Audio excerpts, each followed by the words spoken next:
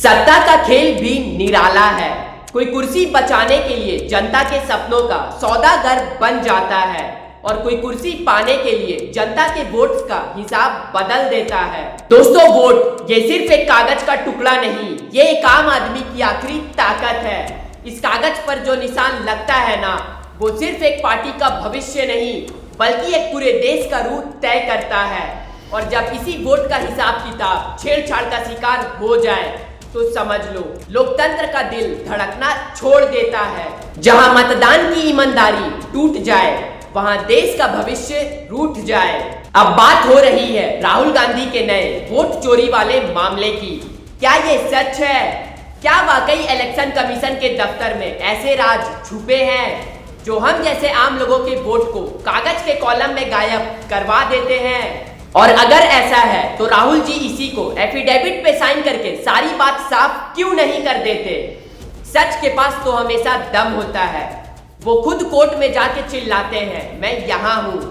फिर ये कागजी कसम लेने में इतनी हिचकिचाहट क्यों?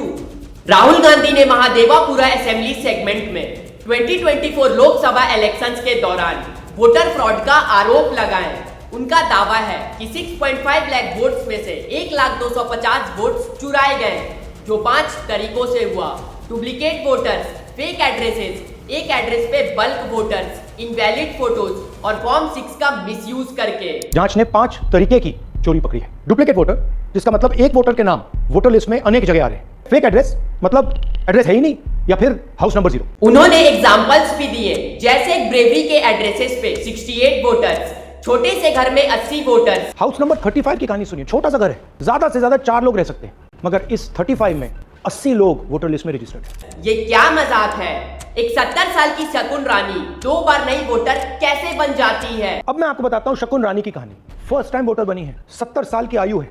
एक बार फॉर्म 6 का प्रयोग किया और उसके कुछ ही महीने बाद दूसरी बार फॉर्म 6 का प्रयोग हुआ। ये इल्जाम बड़े हैं और कांग्रेस के पास अपनी रिसर्च भी है, लेकिन जब इलेक्शन कमीशन कहता है भाई ये सब प्रूफ के साथ एफिडेविट पे साइन करके दो या फिर माफी मांगो, तो राहुल जी क्यों पीछे हट रहे हैं?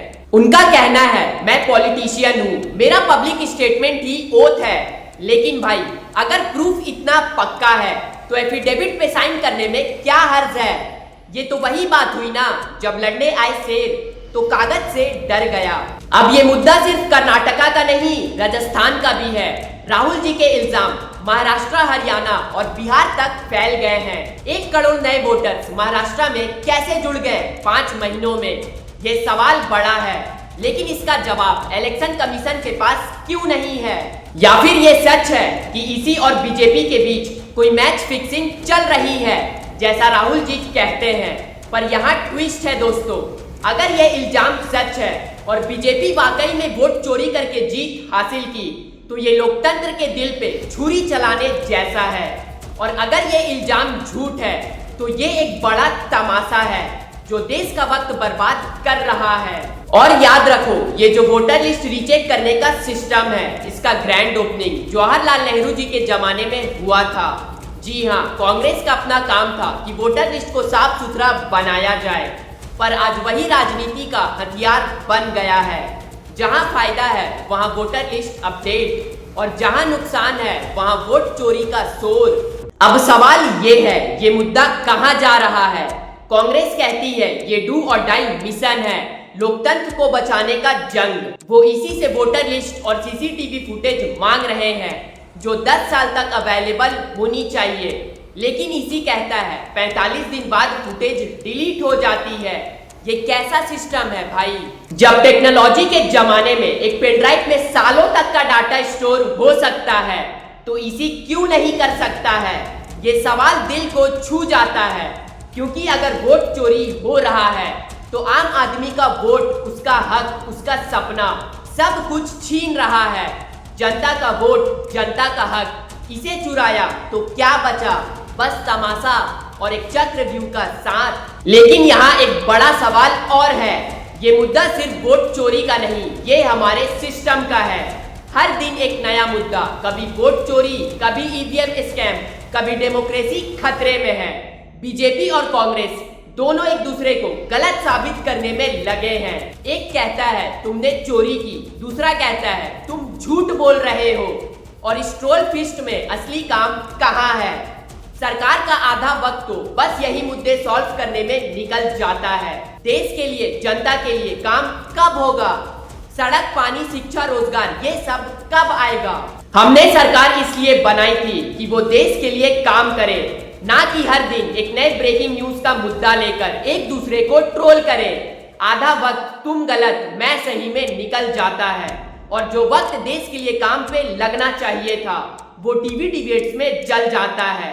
लगता है जैसे देश चलाना सेकेंडरी हो गया है और न्यूज प्राइम टाइम पे टीआरपी गेम जीतना प्राइमरी बन गया है। क्या इस तरह हम भारत को सुपर पावर बनाएंगे?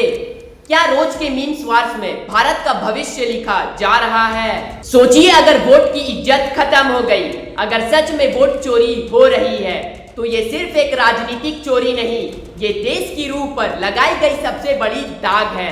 फिर आम जनता बस एक जोकर बनकर रह जाएगी, जहां नेता खेलेंगे, मीडिया कमेंट्री करेगा और हम बस ताली बजाएंगे खुद अपने हक के ट्रिब्यूनल पर। तो मैं सभी नेताओं से कहना चाहता हूँ, अगर आप वाकई देश के लिए काम करोगे तो वोट खुद पीछे भागेगा। वोट के पीछे मत भागो, काम के पीछे भागो। जनता के सपने पूरा करो, फिर देखो कैसे बैलेट बॉक्स खुद बोल उठता है, ये वोट आपका है। और जनता, मैं आपसे भी कह रहा हूँ, रोज नए मुद्दे के चक्कर में अपनी असली तकलीफें मत भूलो। हमें काम चाहिए, रोजगार चाहिए, सुरक्षा चाहिए, सिर्फ नारा नहीं नतीजा चाहिए। इसलिए ना राहुल जी ना मोदी जी, पहले काम फिर वोट, वरना एक दिन ये कागज का टुकड़ा सिर्फ एक टिकट बन जाएगा, तमाशा देखने का अपना फ्यूचर बिकते हुए। तो वोट को बचाओ, तभी देश बचेगा। वीडियो पसंद आया हो तो एक लाइक और शेयर जरूर करना। जय हिंद, जय भारत, धन्यवाद।